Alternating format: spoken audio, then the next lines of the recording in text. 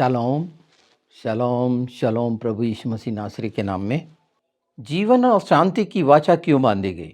और जब जीवन और शांति की वाचा बांधी गई, उसके पहले अगर हम देखें पवित्र शास्त्र में, तो मनुष्य कितना गिर गया था। उस सब के बावजूद परमेश्वर ने जीवन और शांति की वाचा बांधी। मलाकी 2 एकदम स्पष्ट है। एजकेल 34:25 को भी देखेंगे हम, और गिनती 25:12 को भी देखेंगे। और आज ये जान लेंगे पवित्र आत्मा के द्वारा, जो इन अंतिम समय में जो जीवन है, अर्थात जीवन का जल है, जीवन की रोटी है, जीवन की ज्योति है, और वो मसीहा जिसने अपना बलिदान कर दिया हर पाप से, अधर्म, कुकर्म से छुड़ाने के लिए, और शांति दे के चले गया, अपनी शांति दे के चले गया। और इसलिए दिया कि संसार से दोस्ती मत करो। संसार में आप हजारों लाखों दोस्त बना सकते हो, स्वाभाविक है मन का, पर वो पूरे के पूरे क्या वक्त पे जो शांति की जरूरत है वो दे पाएंगे? और ये बात जो जीवन और शांति मैं ही हूं, पुनरुत्थान और जीवन मैं ही हूं, प्रभु यीशु ने क्यों कहे, इसकी सार्थकता जान रहे हैं आप, और स्पष्ट हो जाएगा कि प्रभु यीशु क्या क्या है। जो मनुष्य बनकर इस पृथ्वी पर आ गया, वो क्या क्या है, भटकना, सोचना नहीं पड़ेगा। तो ये मलाकी 2:5 में पाया जाता है, देख लीजिए। मेरी जो वाचा उसके साथ बंधी थी वह जीवन और शांति की थी, और मैंने इसीलिए उसको दिया कि वह भय मानता रहे, और उसने मेरा भय मान भी लिया, और मेरे नाम से अत्यंत भय खाता था। ये सारी चीज़ें मसीह विश्वासियों में रहती हैं, फिर क्या हो जाता है, और वो जीवन और शांति खो देते हैं। आज हम पहले इन रेफरेंस को जरूर देख लें, जो मैंने पहले कहा, गिनती 25 उसका 12। इसलिए तू कह दे कि मैं उससे शांति की वाचा बांधता हूं। इस सब के पहले क्या हो रहा था, इस पूरे अध्याय को देखिएगा। ये बिल्कुल आज जो हमारी वाचा बंधी है जीवन की और शांति की, जो यीशु है, और हम क्या कर रहे हैं, क्या वैसा ही है?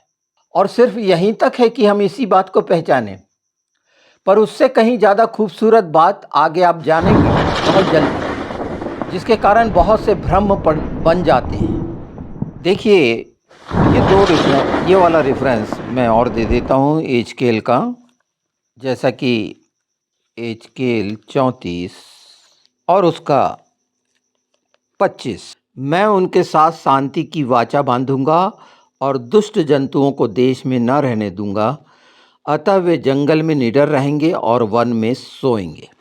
ये बात किसके लिए कही जा रही है? जो शुरुआत हुई है मलाकी 2 पहला ही पद, अब हे याजकों, यह आज्ञा तुम्हारे लिए है। हम सब याजकों का समाज हैं, और यही है। ये क्यों है? क्या ऐसा तो नहीं कर रहे सब? और कर रहे हैं तो जीवन और शांति की अगर वाचा हमारे जीवन में लागू है, तो फिर संसार का डर और संसार में और शरीर में होने वाली तमाम व्याधियों का हमसे क्या लेना देना? अर्थात वचन के प्रकाश में ये बहुत स्पष्ट है कि जरूर कुछ है तो, और ये जानना मानना। प्रभु यीशु ने कहे, तुमने मेरे नाम को जान लिया क्या? मुझे जान लिया क्या? मैं कहाँ का हूँ? आज इस सच्चाई को कितने साफ साफ पहला कुरंथी में कहा गया है वो हम देखेंगे। पर भयभीत क्यों हैं? तमाम चीजें आपके सामने आ गई हैं प्रकाश में, हर देश की, अर्थात हर लोगों की। जैसे सिंघई का आज चाइना में वो ड्रैगन जो कहलाता है, सांप, उसके साथ वो 20-22 देश कैसे हो गए, और उसमें इंडिया भी इंक्लूड है, जो अमेरिका से भागा और उस दुश्मन सांप की गोद में बैठ गया, जिसने हमारे देश की जमीन को छीना, जिसे भारतीय भारत माता कहते हैं और खुश हो रहे हैं आज। और पीठ पीछे कपास व्यापारी, जो कपास किसानों का है, यहाँ के किसान कपासों को आत्महत्या पे मजबूर कर रहे हैं। पीठ पीछे अमेरिका को दे रहे हैं, डरे हुए, छिपे हुए, अपनी नाक बचा रहे हैं। ये शैतान के साथी हैं। ये देश को नाश करने वाले वो दरिंदे। इस देश में कहाँ रहा संविधान, कहाँ सच्चाई है, किस जगह न्याय है, कहाँ पर प्रशासन है, ढूंढने से नहीं मिलेगा। और एक अलग शैतानों की टीम बन गई और चीन उसका मुखिया है। रूस में तो खैर भूखमरी पड़ी हुई है, दिखाने के दांत हैं, कुछ भी नहीं है। ईरान में पानी से तरस रहे हैं लोग। और ये गैर लोकतांत्रिक देश के साथ भारत जैसा देश, प्रश्न चिन्ह तो है। ये नरेंद्र मोदी, जिसने प्रधानमंत्री के महत्व को कहाँ गिरा दिया, सिर्फ अपनी शाख। तो ये वो शिक्षा उस देश में हम हैं। और साफ साफ दिख रहा है कि इनकी शिक्षाएं, सभ्यता और संस्कृति क्या क्या है। मैं संसार से प्रेम नहीं करता, मेरे को संसार से कोई लेना देना नहीं। मैंने संसार को दोस्त नहीं बनाया। उसको दोस्त बनाऊं जो डरा हुआ है, दुबका हुआ है, धोखा देता है, छल करता है, कपट करता है। और उसको कूटनीति का नाम दे देते हैं लोग। अपने नाक को बचाने के लिए क्या क्या नाम देते हैं सोशल मीडिया पे देखिए। और आज इंडिया का सबसे बड़ा दुश्मन अमेरिका है, ट्रंप है, सांपों का दुश्मन। और कुछ भी घटना घट सकती है अमेरिका के साथ, ट्रंप के साथ, निश्चित घटना है। ये आतंकवादियों से भी ज़्यादा खतरनाक हैं ये कूटनीतिज्ञ, देश के मुखिए। ये शुरू पे मैंने करा है ये वीडियो, पर आपको ये 22 देश का तो स्पष्ट समझ में आ रहा होगा। और नरेंद्र मोदी ने तो काला पीला सब पैसे को अलाउ कर दिया है। तो आप देखिएगा कि कितने अपराधों के पैसे इस इंडिया में आएंगे, कितने नकली नोट छपेंगे। सिर्फ बेईमानी, किसी की बराबरी। अगर अमेरिका या यूरोपियन कंट्री की बराबरी नहीं कर सकते तो उनसे जलते क्यों? क्या हमारे देश में इतनी प्रतिभा नहीं है? पर नोच लिए उनको, निगल लिए उनको, गुलाम बना लिए, भिखारी बना दिए। ये विषय जान लेना बहुत जरूरी है। और इनसे उम्मीद रखना जो तलवे चाट रहे हैं चीन के, पर बहकाने वाला कैसा बहका रहा है सोशल मीडिया पे। तो ये अंतिम समय की जो आहट है, ये मिलके क्या करेंगे, उसका परिणाम क्या होगा। और उसके लिए ये लामबंद हो गए हैं युद्ध के लिए। यहाँ के नागरिक क्या करेंगे जहाँ हर चीज चोरी है, उसको ओट चोर बोलने लग गए ना। क्या रहा लोकतंत्र? तो इस स्तर का अगर देश का प्रतिनिधित्व करने वाला इतना फुहड़ है तो देश का क्या होगा। और वो लोग जो शैतानियत से ओतप्रोत हैं, उनसे कोई आप अपेक्षा नहीं कर सकते। इनसे डरने की जरूरत नहीं है, ये डरे हुए हैं। इनके बहुत परिणाम बहुत भयानक आने हैं। जैसे ये पूरा दृश्य सामने आ गया नाश का, तो इनका कितना भयानक नाश होना है ये भी आपके सामने आ जाएगा। और ये वचन के अनुसार होगा। तो जो यीशु है, वचन क्यों है और वो क्या है, ये याजकों को जान लेना चाहिए। उसकी एक छोटा सा हिस्सा रखा, जितना बोला है उससे कहीं ज़्यादा जानते हैं कि कैसे ये शैतानी फितरत के लोग हैं। मनुष्य को क्या बना दिया है शैतान ने, और धीरे धीरे क्या कुछ बनेगा। पर पहला कुरिन्थी सुनिए अब, वो आशा का वचन जो सच्चाई का है, सृष्टि रचयिता के लिए है। और सृष्टि रचयिता प्रभु यीशु के लिए, परमेश्वर के लिए है।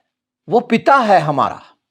पहला कुरिन्थी 8 उसका 6वां पद देखिए। तो भी हमारे लिए तो एक ही परमेश्वर है, अर्थात पिता, जिसकी ओर से सब वस्तुएं हैं और हम उसी के लिए हैं। और एक ही प्रभु है, अर्थात प्रभु यीशु मसीह, जिसके द्वारा सब वस्तुएं हुई और हम भी उसी के द्वारा हैं। अगर हैं हम तो वह हमारा पिता है। इस बात को और पुष्ट करता है इफिसियों 4 देखिए उसका 6वां पद। और सब का एक ही परमेश्वर और पिता है, जो सबके ऊपर और सबके मध्य में और सब में है। इससे ज्यादा क्या? कि जो मनुष्य बनकर आया वो हमारा पिता है, परमेश्वर है, और उसकी प्रत्येक बात सच होनी है, और उसी ने शांति देते आया। इज़राइली जब भी गिरे, हमेशा, हमने उसके पहले देख लिया एजकेल में, और नए नियम में प्रभु यीशु के जी 2000 साल से हम देख रहे हैं, उसने अपनी शांति दे के क्या चले गया। हर जगह साबित है कि वो पिता है, परमेश्वर है। क्यों अलग बना देते हैं परमेश्वर को, पिता को, यीशु को, पवित्र आत्मा को? हाँ, प्रभु यीशु ने पुत्र बनकर यही तो हमें वचन की सच्चाई का प्रकट किया, मैं ही हूँ। यीशु ने कहा, हम सब मानते हैं, फिर क्यों ये भेद दिमाग में बना रहता है? ये शरीर की कमियों के कारण है, स्थान नहीं दे पाते। इसीलिए चेलों ने बोला था, हमको पिता को दिखा दे। यीशु ने कहे थे, मुझे देखा सो पिता को देखा। स्पष्ट, इससे बड़ी बात क्या होगी?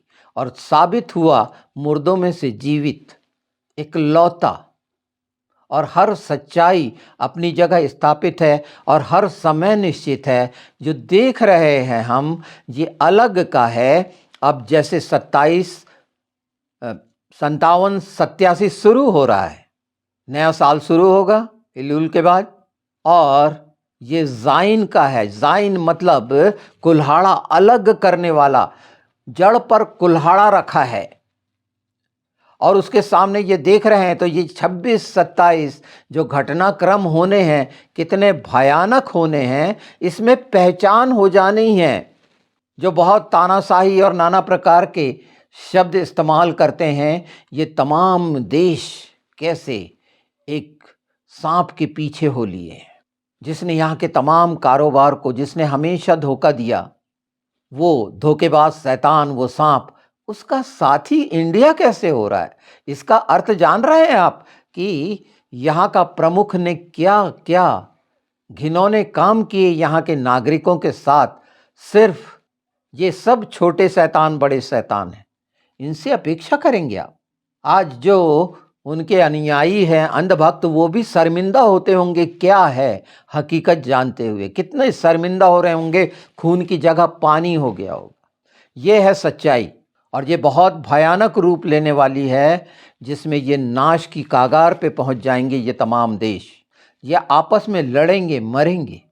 और इस बीच में ये पूरी, जैसे 9/11 हुआ था, बिल्कुल ट्रंप के विरोध में एक समय पूजा करते थे, आज कौन कौन से शब्द इस्तेमाल करते हैं आप देख लीजिए। और ये होना है। अगर ये नहीं होता तो इंडिया चाइना की गोद में क्यों जाता? तो ये राजनीतिक चीजें हैं, और लोगों को ये जानना और समझना चाहिए। और उसमें मुख्य है, सबसे ज़्यादा जरूरी, कि जीवन और शांति देने वाला हमारा यीशु है, और उस समय दे दिया जब क्रूस पर अपने बलिदान कर दिया, और उसके बाद भी अभी भी क्यों?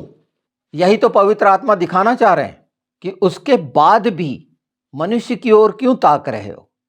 भविष्यवाणियों की तरफ क्यों निगाहें हैं? अपनी आत्मा की तरफ क्यों नहीं है? क्योंकि शरीर में हो, संसार में हो।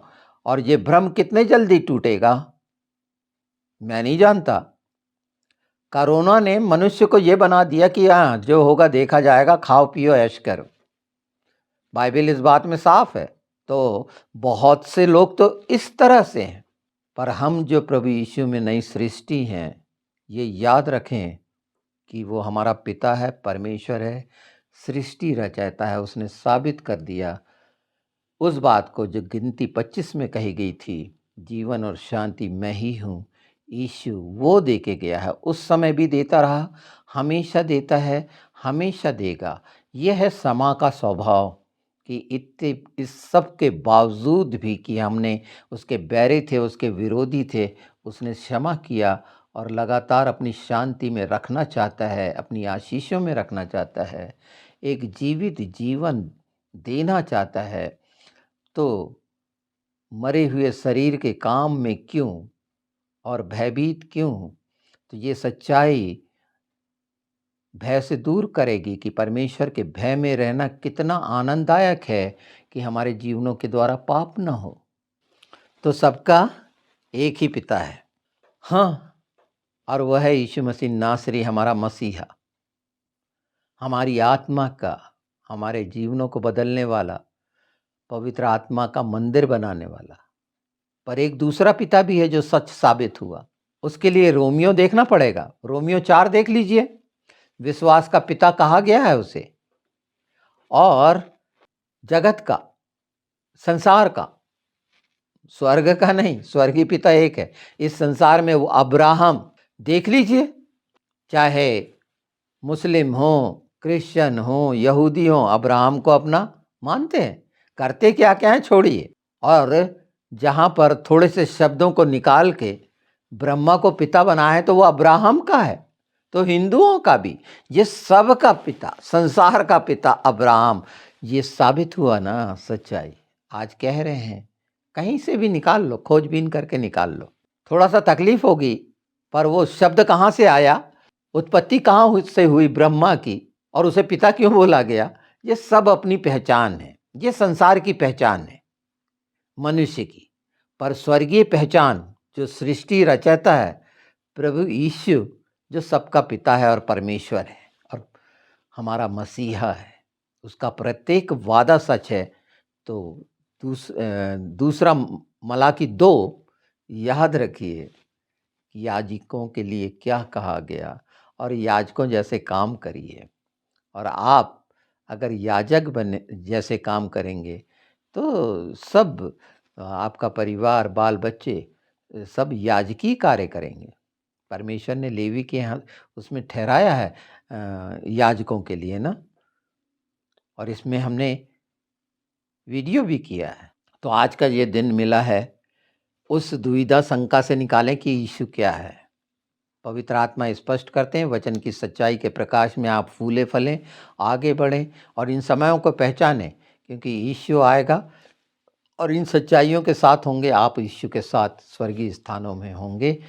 हमें अपने को देखना है, संसार क्या कर रहा है वो स्पष्ट दिख रहा है, और संसार के पीछे जाना क्या उचित है, मांगे वो दृष्टि, और देखेंगे आप बहुत गंदे गंदे संसार के जो बहुत ही लुभावने वाले दृश्य हैं, वो कितने घिनौने वासना से भरे, उसके पीछे कितना छल और कपट और झूठ है। अर्थात वो शैतान, वो सांप कितना घिनौना है। तो हमें शुक्र मनाना चाहिए कि हम मसीह में नई सृष्टि हैं, तो उसके साथ बने रहें, और उसमें बने हैं तो जीवन भी बना रहेगा, शांति भी बनी रहेगी, जिसे सलोम कहते हैं, फुलफुलनेस, हर तरह से तृप्त और संतुष्ट इस पृथ्वी पर पाए जाते हैं। पर संसार से प्रेम करेंगे तो नतीजे देख लीजिए कि वो संसार अपने भय में लेके आपको जीवन से दूर कर देगा।